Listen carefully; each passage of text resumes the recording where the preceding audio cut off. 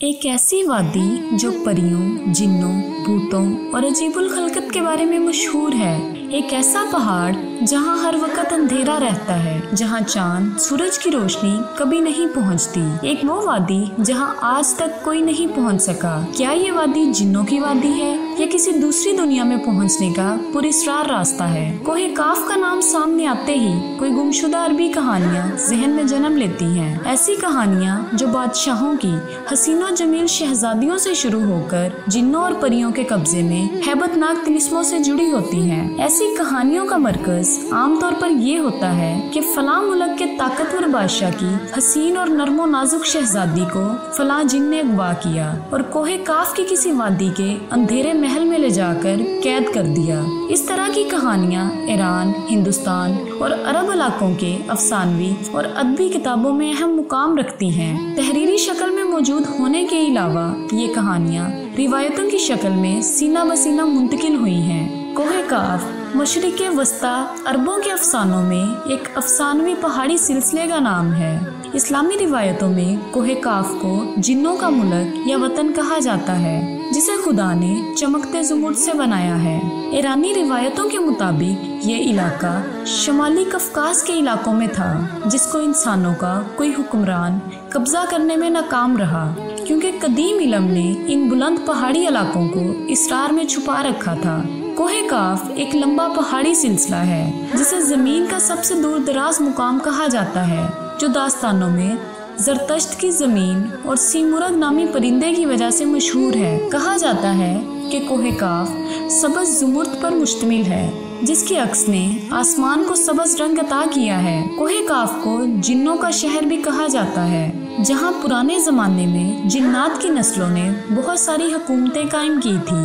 इमाम कज़वीनी लिखते हैं कि कोहे काफ कई इलाकों में तकसीम है, जिसमें 70 ज़मीनें चांदी की हैं, 70 ज़मीनें सोने की हैं और 70 मुश्क की हैं। अरबी किताबों के मुताबिक काफ पहाड़ी सिलसिलों में सबसे ऊंचा था, जो अल्लाह की तरफ से ज़मीन को सहारा देने के लिए बनाया गया था। इस दुनिया में जितने भी पहाड़ी सिलसिले हैं, इन तमाम सिलसिलों की शाखें ज़ेरे ज़मीन कोहे काफ से जुड़ी हैं। इस तरह कोहे काफ, जो ज़मीन का सबसे बड़ा पहाड़ है, तमाम पहाड़ी सिलसिलों का मरकज़ है। ज़िक्रिया अल-कज़वीनी ने 13वीं सदी में अजाइबुल मुखलुकात और गराइबुल मौजूदात नामी एक किताब लिखी थी, जिसमें उन्होंने कॉस्मोलॉजी के मुताबिक ये नजरिया दिया था कि आसमान को खुदा ने थाम रखा है ताकि वो जमीन पर न गिर पड़े।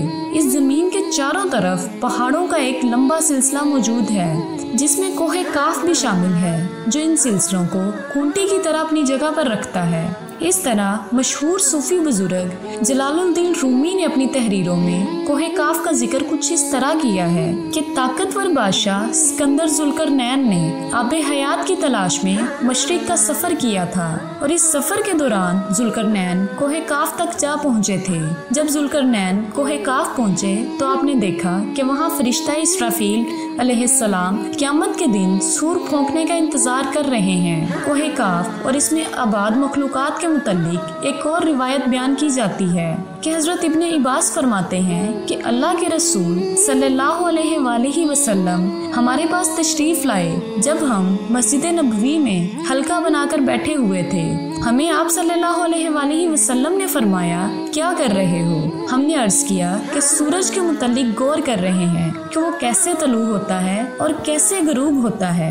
आप सल्लल्लाहु अलैहि वसल्लम ने फरमाया, तुमने अच्छा किया। इस तरह से मखलूक में फिक्र करो, खालिक में फिक्र न करना, क्योंकि अल्लाह जिसके लिए जो चाहता है पैदा करता है। तुम इससे ताज्जुब करो कि कोहे काफ के आगे 7 समंदर हैं। हर समंदर 500 साल सफर करने के बराबर लंबा है, और इसके आगे 7 जमीनें भी हैं, जिनका नूर उनके बासियों के लिए चमकता है। इस कोहे काफ के आगे 70,000 मखलूकात हैं जो उड़ती हैं। उनको परिंदों की शक्ल में पैदा किया गया है।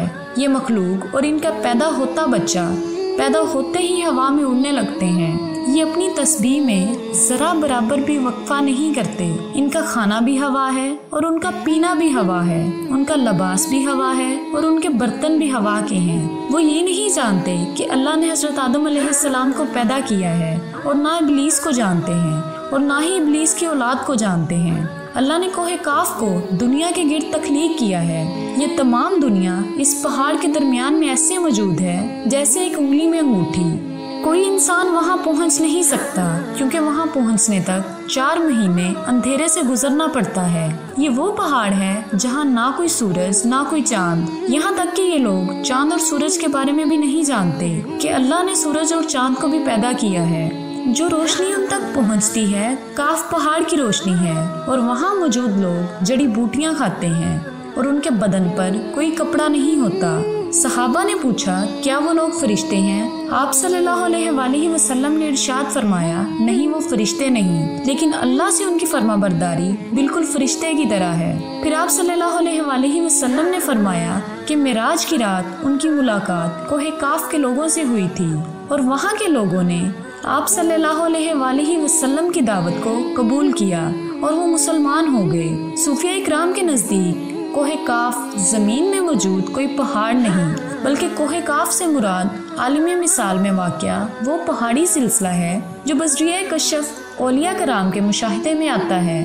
जैसा कि ख्वाजा फरीदुल दीन अतार जैसे सूफिया ने इस तसव्वुर का मुशाहिदा किया है। तरीकत में कोहे काफ को शऊर का एक दायरा और मरीद की हद समझा जाता है, जिसे पाकर बंदा फना से अल्लाह के दर्जे तक पहुंच जाता है। बहुत से लोगों का ये मानना है कि ये लफ्ज़ काफ किसी चीज़ के मरकज़ को जाहिर करता है और ये लफ्ज़ इतना मुकद्दस है कि कुरान मजीद में एक पूरी सूरत का नाम सूरत काफ है, जो इस पहाड़ कोहे काफ की तरफ इशारा करता है।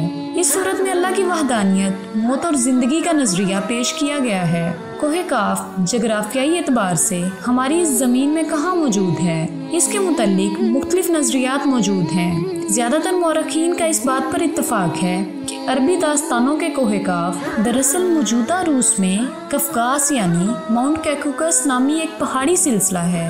ये इलाका यूरोपीय रूस में बहरे अस्वद और बहरे कज़वीन का दरमियानी हिस्सा है, जिसमें आर्मीनिया, आज़रबाईजान, दागिस्तान, रूस और चिनचिनिया जैसे मुल्क शामिल हैं। ये इलाका कुदरती हुस्न से माला माल है, जहाँ जानवरों और परिंदों की बेशुमार इकसाम पाई जाती हैं। झीलें, आबशारें और छोटे छोटे चश्मे देखकर ऐसा मालूम होता है जैसे जन्नत जमीन पर उतर आई है।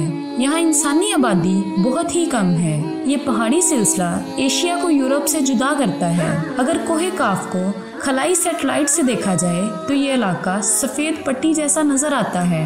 बाज़ मुहक्किकीन का ख्याल है कि कोहे काफ अंटार्कटिका के उन वीरान और बर्फीले इलाकों में मौजूद है जो हमेशा बादलों और अंधेरों से ढका होता है, जबकि कुछ लोग कदीम दौर के एटलांटिस सिटी को ही कोहे काफ करार देते हैं, जो किसी बड़े अजाब की वजह से तबाह हो चुका है। जदीद फिजिक्स की नई दरियाफ्त यानी डायमेंशंस भी कोहे काफ को समझने में आसानी पैदा कर सकती हैं।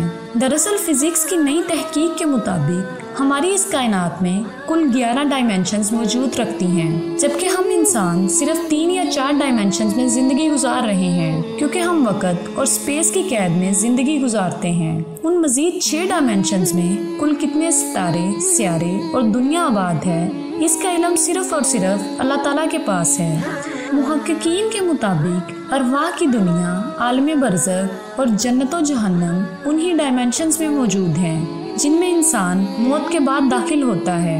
मुमकिन है कोहे काफ भी उन्हीं 11 डायमेंशंस में से किसी एक डायमेंशन में मौजूद हो, जहां नस्ल इंसानी का कदम रखना नामुमकिन है।